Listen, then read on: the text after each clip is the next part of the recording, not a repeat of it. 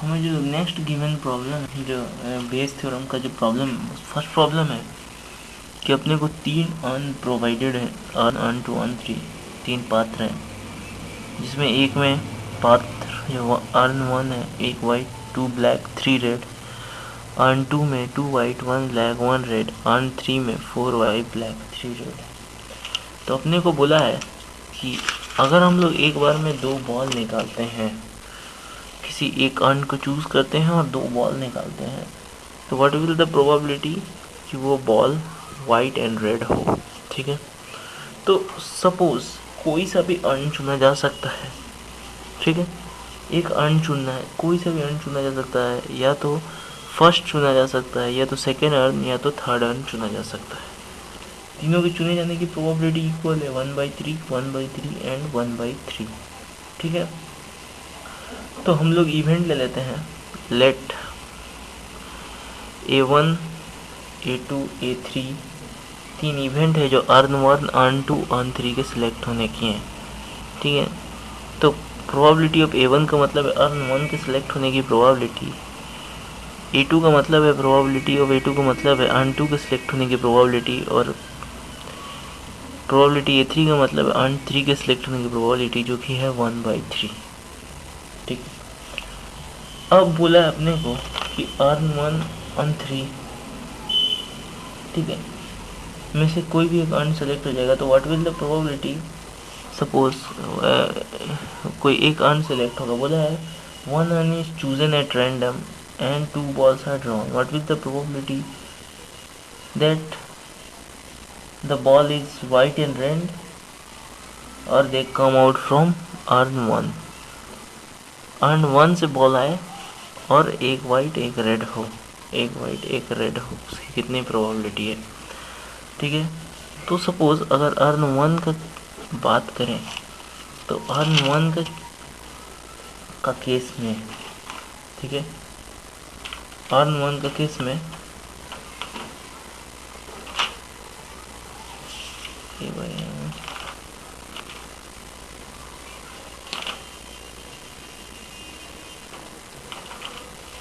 ठीक है, तो अर्न 1 प्रोबेबिलिटी, अर्न 1 से बॉल आने की प्रोबेबिलिटी है, तो उसके लिए लेट हम लोग करते हैं, एक इवेंट है, हम एक ऐसा इवेंट लेते हैं जिसमें हम लोग एक सपोज एक इवेंट लेते हैं। इसका मतलब है कि जो डिनोट करता है कि हम लोग एक वाइट और एक रेड को चूज़ कर रहे हैं। ठीक है, तो प्रोबेबिलिटी ऑफ हैपनिंग ऑफ एक वाइट और एक रेड के आने की प्रोबेबिलिटी जब अर्न 1 सिलेक्ट हो तब, तो जब अर्न 1 सिलेक्ट हो तो उस केस में एक वाइट और एक रेड आने की प्रोबेबिलिटी, अर्न 1 में तो एक वाइट है ऑलरेडी, तो यहाँ से एक वाइट आ जाएगा 1C1, एंड 3 रेड में से एक रेड आ जाएगा, हो गया एक वाइट एक रेड। अच्छा, नाउ अर्न 1 में कितने बॉल है, टोटल 6 बॉल है, 6 में से कोई 2 बॉल सिलेक्ट होगा, और वो 2 बॉल सिलेक्ट होगा, और जिसमें से एक रेड होगा एक वाइट होगा। इसको सॉल्व करके 1/5। ठीक है, नाउ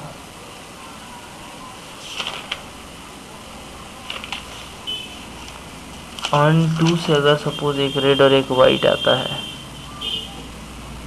तो उस केस में प्रोबेबिलिटी ऑफ एक रेड एक वाइट होने का प्रोबेबिलिटी जब अर्न 2 को चुना जाए, तो वाइट मतलब एक साथ जब 2 बॉल निकालते हैं तो टोटल कितना केस बनेगा, अर्न 2 में 2 1 3 1 4 बॉल है, तो 4 में से कोई 2 बॉल निकलेगा, जिसमें 2 वाइट है, तो 2 में से एक वाइट निकलेगा, एंड 3 एक रेड है, तो एक में से एक रेड निकल जाएगा 1/3। सिमिलरली जब अर्न 3 चूज़ करा जाएगा, तो probability of red and white जब अर्न 3 चूज़ करा जाए, तो उसमें 4 वाइट हैं तो एक वाइट आ जाएगा, 3 रेड हैं तो एक रेड आ जाएगा, और टोटल उसमें 12 बॉल, इसमें 2 आ जाएगा, तो 2/11। ये था earn 1 earn 2 earn 3 select. Earn 1 earn 2 earn 3 select होने की प्रोबेबिलिटी ना टोटल प्रोबेबिलिटी जिससे जो बताता है कि जो बॉल आने वाला है वो रेड और वाइट हो, रेड और वाइट आने की टोटल प्रोबेबिलिटी। तो क्या होगा, अर्न 1 जब सिलेक्ट होगा, पहला केस क्या हो सकता है, अर्न 1 सिलेक्ट हो उससे वाइट एंड रेड है, और क्या होगा अर्न 2 सिलेक्ट हो उससे वाइट एंड रेड है, अर्न 3 सिलेक्ट हो उससे वाइट और रेड है। तो अर्न 1 जब सिलेक्ट हो उससे वाइट और रेड है, उसका प्रोबेबिलिटी कितना है, अर्न 1 सिलेक्ट होगा, ठीक है, उसकी प्रोबेबिलिटी अर्न 1 को चुना एंड अर्न 1 से वाइट रेड आ जाए। अर्न 2 सिलेक्ट होगा, और क्या अर्न 2 सिलेक्ट होगा उससे वाइट और रेड आ जाए। अर्न 3 सिलेक्ट होगा उससे वाइट और रेड आ जाए। तो अर्न 1 की चुने जाने के 1/3 उससे वाइट और रेड आने का हम लोग कैलकुलेट किया 1/5। अर्न 2 सिलेक्ट होने का प्रोबेबिलिटी 1/3 उससे वाइट रेड आने का प्रोबेबिलिटी आया था 1/3। अर्न 3 सिलेक्ट होने का प्रोबेबिलिटी 1/3 उससे वाइट रेड आने का 2/11। सॉल्व करके इसको वैल्यू आ जाएगा कितना देखते हैं।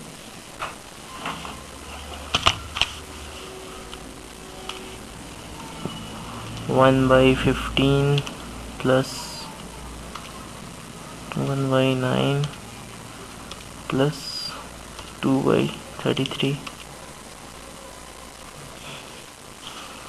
118/495 इतना प्रोबेबिलिटी, ठीक है।